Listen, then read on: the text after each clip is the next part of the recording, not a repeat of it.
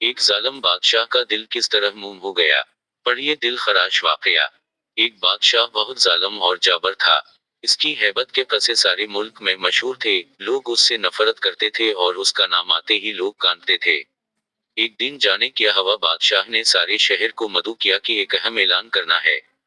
جب سب لوگ جمع ہو گئے تو بادشاہ نے اعلان کیا کہ میں آپ کا شہنشاہ آج آپ ساری رعایا کی موجودگی میں وعدہ کرتا ہوں کہ آج کے بعد کبھی کسی کے ساتھ نا انصافی اور سختی نہیں کروں گا، اور میرا وتیرہ صرف شفقت اور نرمی ہوں گے، اور تاریخ پنوں میں میرا نام سب سے نرم دل بادشاہوں میں شمار کیا جائے گا۔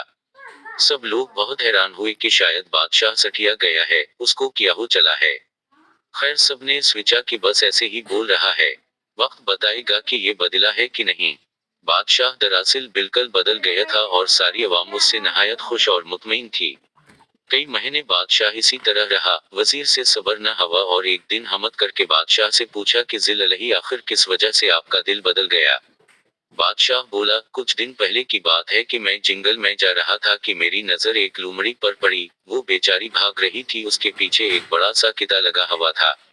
لومڑی کو اپنا بل نظر آ گیا اور وہ اس میں چھلانگ لگا رہی تھی کہ کتے نے اس کی ٹانگ پکڑ لی اور زور سے اس پر چک مارا۔ لومڑی نے پوری جان لگائی اور اپنی معذور ٹانگ گھسیٹ کر بل میں گھس گئی۔ اس کتے نے بیچاری لومڑی کو معذور کر دیا تھا۔ کچھ دیر بعد میں گاؤں میں پہنچا تو دیکھا کہ وہی خنخوار کتا ایک آدمی پر بھون کے جا رہا تھا۔ اس آدمی کو غصہ آیا اور اس نے کھینچ کر ایک بھاری سا پتھر بیچارے کو دے ماری۔ کتا خود بھی اسی طرح ٹانگ سے معذور ہو گیا۔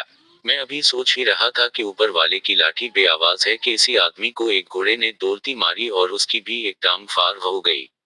گھوڑا بھاگ رہا تھا اور آگے جا کر ایک گڑھے میں گر گیا۔ اتنا دیکھ کر ہی میری حالت غیر ہو گئی اور میں نے سوچا کہ میں اتنا ظالم ہوں، ہر ایک پر حکم چلاتا ہوں، کسی کی پرواہ نہیں کرتا، تو میرا خالق میرے ساتھ بھی وہی کرے گا جو میں اس کی مخلوق کے ساتھ کرتا ہوں۔ تو ایک ہی ترکیب سجائی دی کہ کیوں نہ میں اپنی رعایا کے ساتھ اچھا ہو جاؤں تاکہ میرے ساتھ بھی اچھا ہو۔ بس اتنی سی بات تھی۔ وزیر ایک یار اور مکار آدمی تھا۔ بادشاہ کی کہانی سن کر بھی اس کا دل نہ پسیجا۔ بے حس آدمی ادھر سے اٹھا اور دل میں سوچا کہ بادشاہ فارغ ہو گیا ہے، یہی وقت ہے کہ میں اس کا تخت ہتھیا لوں۔ ایسی غلیظ سوچ ابھی اس کے دماغ کی دہلیز پر ہی تھی کہ خالق کا نظام کم میں جت گیا اور گٹیا وزیر دھڑام سے سیڑھیوں سے گرا اور اس کی گردن دو ٹکڑے ہو گئی۔ جیسی کرنی ویسی بھرنی۔ کسی کے ساتھ برا کر کے یہ مت سمجھو کہ کسی نے نہیں دیکھا میں بچ گیا، جو دیکھ رہا ہے جب وہ پکڑ کرتا ہے تو بڑے سے بڑا سلطان گھٹنے ٹیک دیتا ہے۔